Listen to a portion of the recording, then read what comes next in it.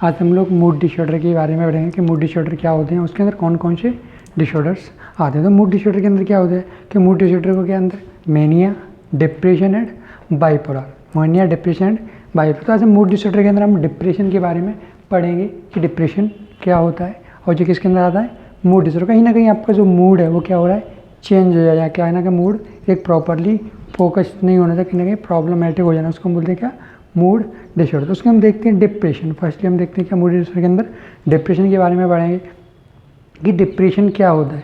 तो डिप्रेशन क्या है, एक साइकेट्रिक कंडीशन। कैसी होती है, एक साइकेट्रिक कंडीशन। इसमें क्या होता है, कहीं ना कहीं एक जो भी इंडिविजुअल है वो क्या करता है, अपने आप को सोसाइटी से बिल्कुल क्या करता है, आइसोलेट कर देता है। उसकी फीलिंग बिल्कुल कैसी हो जाएंगी, डिप्रेस्ड हो जाएंगी, मतलब किसी से बात नहीं करा, मतलब कहीं ना कहीं ये कैसा होगा, हाइपो एक्टिविटी। कैसी हो लगती है डिप्रेशन वाली कंडीशन में, पेशेंट के अंदर में क्या दिखेगी, हाइपो एक्टिविटी दिखेंगी। हाइपो मतलब जो भी एक्टिविटीज़ हैं वो कहीं बहुत ही लेस अमाउंट में, बहुत ही कम अमाउंट में हमें देखने को मिलेंगी। मतलब किसी भी फंक्शन के साथ, फंक्शन को प्रॉपरली अटेंड नहीं करना, लोगों के साथ अच्छे से क्या करना, इंटरेक्शन नहीं करना, कहीं ना कहीं किसी भी एक प्रोग्राम में पार्टिसिपेट नहीं करना, किसी भी सोशल एक्टिविटीज़ में एक्टिवली वर्क नहीं करना। मतलब जो भी एक्टिविटी है वो कैसी हो जाएंगी, डिक्रीज हो जाएंगी। कहीं ना कहीं जो एक्टिविटी वो कैसी हो जाएंगी, डिक्रीज हो जाएंगी। और वो लोगों से बात नहीं करना, अपने आप को अलाउन कर लेना, बिल्कुल सोसाइटी से सेपरेट करना, किसी भी प्रॉब्लम को अच्छे से जज नहीं कर पाना, प्रॉब्लम को सॉल्यूशन नहीं निकालना। इस तरह के हमें फीचर्स हमें देखने को मिलते हैं कब, जब पेशेंट डिप्रेशन की कंडीशन से सफ़र कर रहा है। तो इसको हम बोलते हैं क्या, डिप्रेशन। मतलब कहीं ना कहीं किसी भी इंडिविजुअल में एक्टिविटीज़ बहुत लेस अमाउंट में होती है, उस कंडीशन को हम बोलते हैं क्या, डिप्रेशन। तो ये था इसका डेफिनेशन। नेक्स्ट हम देखते हैं ईटियोलॉजिकल फैक्टर कि कौन कौन से ईटियोलॉजिकल फैक्टर हो सकते हैं पेशेंट में डिप्रेशन के। तो डिप्रेशन किस किस कंडीशन में हमें पेशेंट के अंदर देखने को मिल सकता है, क्या क्या कंडीशन हो, क्या क्या फैक्टर हो सकते हैं, क्या क्या कॉजेज हो सकते हैं जिसकी वजह से पेशेंट डिप्रेशन से सफ़र कर सकता है।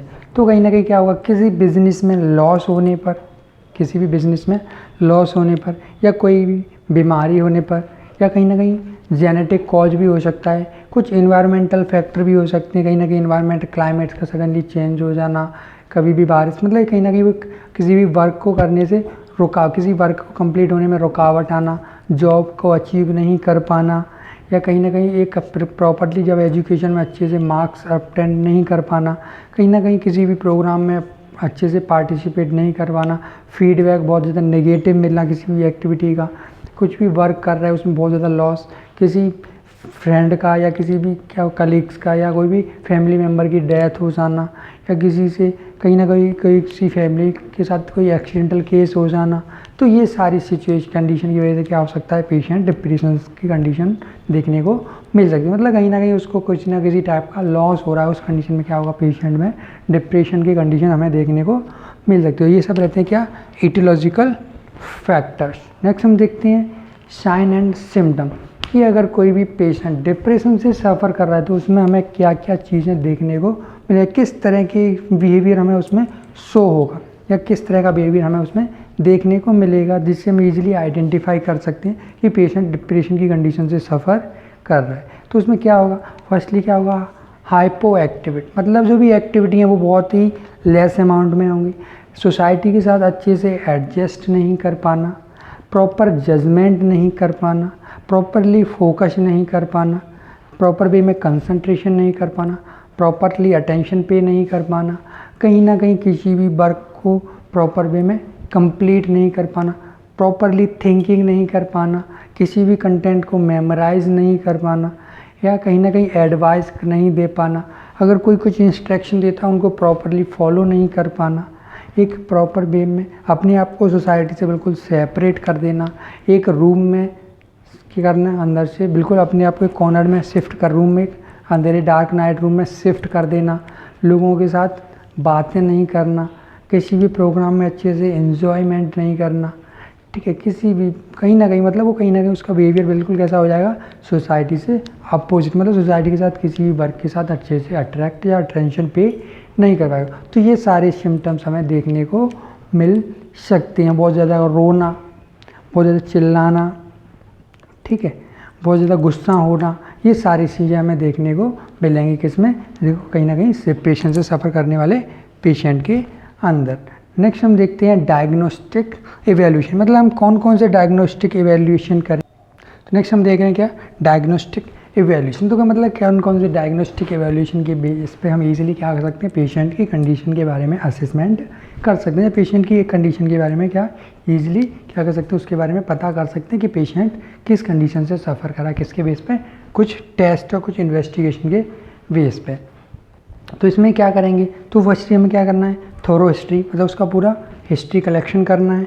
देन हम उसका फिजिकल एग्जामिनेशन करना है। देन हम क्या करेंगे इसमें मेंटल स्टेटस एग्जामिनेशन, क्या करते हैं इसमें मेंटल स्टेटस एग्जाम, जिसमें हम fully cognitive activities, thinking, memory, attention, attitude, इन सब के बारे में क्या करते हैं ऑब्जर्वेशन करते हैं कि वो किस टाइप का बिहेवियर है, उसका किस तरह का बॉडी पोस्चर है, या बॉडी की किस तरह की एक्टिविटी है, वो प्रॉपरली कॉन्सेंट्रेशन, अटेंशन, फोकस, या किसी भी प्रॉब्लम को जज करना, प्रॉब्लम को सॉल्व, तो ये सारी एक्टिविटी कितनी अच्छे से पे कर पा रहा है, कैलकुलेशन कितने अच्छे से कर पा रहा है। तो ये सारी चीज़ें हम देखते हैं किसमें मेंटल स्टेटस एग्जामिनेशन के अंदर। नेक्स्ट हम देखते हैं इसके अंदर क्या मिनी मेंटल स्टेटस एग्जाम, इसमें हम शॉर्टली कुछ 30 मार्क्स के क्वेश्चन के बेस पे क्या कर सकते हैं, ईजिली पेशेंट की कंडीशन को असिस्ट कर सकते हैं, और उन एग्जामिनेशन की स्कोर के बेस पे हम क्या कर सकते हैं, पेशेंट को कैटेगरीज में रख सकते हैं। जो हमने ऑलरेडी किसमें मिनी मेंटल स्टेटस एग्जामिनेशन में देखा था कि इसकी स्कोरिंग कितनी होती है, 30 होती है।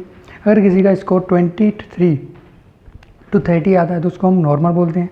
देन 17 to कितना उसका 23 आता है तो उसको हम कहीं ना कहीं वो कैसा होगा, थोड़ा माइल्ड, सीवियर माइल्ड बोल सकते हैं। देन उसका 0 to 70 तो वो सीवियर कंडीशन हो सकती है। तो उसके बेस पे हम क्या कर सकते हैं, उसको कैटेगराइज कर सकते हैं कि पेशेंट किस टाइप की कैटेगरी में आता है, सीवियर या मॉडरेट किस टाइप में, या नॉर्मल है।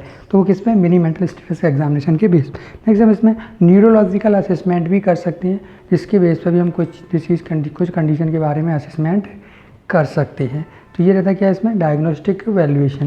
देन हम क्या कर सकते हैं, कुछ इसमें सीटी स्कैन भी कर सकते हैं, जिसमें ब्रेन में कोई प्रॉब्लम नहीं, जिसकी वजह से कहीं ना कहीं पेशेंट डिप्रेशन, इंजरी की वजह से भी होने के चांसेस हो सकते हैं। तो ये सारी जो ब्लड टेस्ट वगैरह भी कर सकती है ईजिली क्या करने के लिए, प्रॉब्लम को असेस करने के लिए। तो ये रहता है सब डायग्नोस्टिक इवैल्यूएशन। नेक्स्ट हम देखते हैं मेडिकल मैनेजमेंट। तो मेडिकल मैनेजमेंट में क्या देंगे, कुछ ट्रीटमेंट दे दें, देन क्या देंगे, और कुछ हम इसमें थेरेपीज़ प्रोवाइड करते हैं। इनकी हेल्प से हम पेशेंट की जो कंडीशन है उसे नॉर्मल कर सकते हैं। तो ट्रीटमेंट में हम क्या दे सकते हैं, एंटी साइकोटिक ड्रग देंगे, जिससे हम कहीं ना कहीं वो क्या करेंगे, पेशेंट की साइकोटिक कंडीशन उसको नॉर्मल करने की, anti anxiety, anti depression, mood stabilising drug. Then हम क्या देख सकते हैं, ये सारे ड्रग दे सकते हैं। सेडेटिव भी दे सकते हैं, कहीं ना कहीं ब्रेन को थोड़ा रिलैक्स प्रोवाइड करने के लिए, और कुछ हम इसमें थेरेपीज़ भी प्रोवाइड कर सकते हैं, जिसकी हेल्प से हम क्या कर सकते हैं, पेशेंट की डिप्रेशन वाली कंडीशन को नॉर्मल कंडीशन में ला सकते हैं, नॉर्मल कर सकते हैं। तो उसके लिए हम कौन कौन सी थेरेपी दे सकते हैं, जैसे कि हम उसे ग्रुप थेरेपी दे सकते हैं, इंडिविजुअल थेरेपी दे सकते हैं, या फैमिली थेरेपी दे सकते हैं, या प्ले थेरेपी दे सकते हैं, drama therapy, cognitive therapy, occupational therapy. तो जिस भी नीड हो, काउंसलिंग भी दे सकते हैं, पेशेंट को प्रॉपर गाइडेंस भी प्रोवाइड कर सकते हैं। इन सब के बेस पे हम क्या कर सकते हैं, पेशेंट की जो डिप्रेशन वाली कंडीशन है उसे हम नॉर्मल कंडीशन कर सकते हैं। जो डिप्रेशन से उसे कहीं ना कहीं इंडिविजुअल के अंदर जो डिप्रेशन है उसे हम क्या कर सकते हैं, रिड्यूस कर सकते हैं, इस सारी थेरेपीज और कुछ मेडिकल मैनेजमेंट की हेल्प से, या कुछ ट्रीटमेंट की हेल्प से। नेक्स्ट हम देखते हैं नर्सिंग मैनेजमेंट, कि नर्सिंग मैनेजमेंट में हम नर्सेस क्या रोल प्ले करती हैं पेशेंट को ट्रीट करने में। तो क्या करना है, प्रॉपरली पेशेंट का असेसमेंट करना है। देन क्या करना है, असेसमेंट करने के बाद प्रॉपरली पेशेंट को उसकी डिसीज़ कंडीशन के बारे में उसको एडवाइस करना, फैमिली मेम्बर को उसके बारे में अच्छे से अवेयरनेस प्रोवाइड करना, एक प्रॉपर वे में उसको ट्रीटमेंट प्रोवाइड करना। नीड होने पर हम अगर नीड होती है तो हमें इसमें थेरेपीज में क्या, थेरेपीज में ECT भी दे सकते हैं, इलेक्ट्रो कन्वर्शन थेरेपी। तो अगर हम कहीं ना कहीं ECT दे रहे हैं तो उस समय पेशेंट के लिए प्रिपेयर करना, पेशेंट को ECT रूम को रेडी करना, ECT रूम में शिफ्ट करने से पहले वाइटल साइन असिस्ट करना, during ECT vital sign assist करना, और देन ECT के बाद भी हमें वाइटल साइन वगैरह पूरा फुली चेकअप करना है, डॉक्टर से कंसल्ट करना है कि ECT कब करना है, किस टाइम पे, पूरा एक शेड्यूल सेट करना, और एक प्रॉपर डाइट प्लान बनाना। देन जिससे हम प्रॉपरली डाइट देंगे तो कहीं ना कहीं पेशेंट की कंडीशन को ट्रीट कर सकते हैं। तो इस तरह से नर्स कुछ वर्क करके क्या कर सकते हैं, पेशेंट को ईजिली ट्रीट करने में हेल्प कर सकते हैं। तो इस तरह से क्या कर सकते हैं, तो हम पेशेंट को ईजिली ट्रीट कर सकते हैं। तो आज हम लोगों ने मूड डिसऑर्डर के अंदर डिप्रेशन के बारे में पढ़ा था।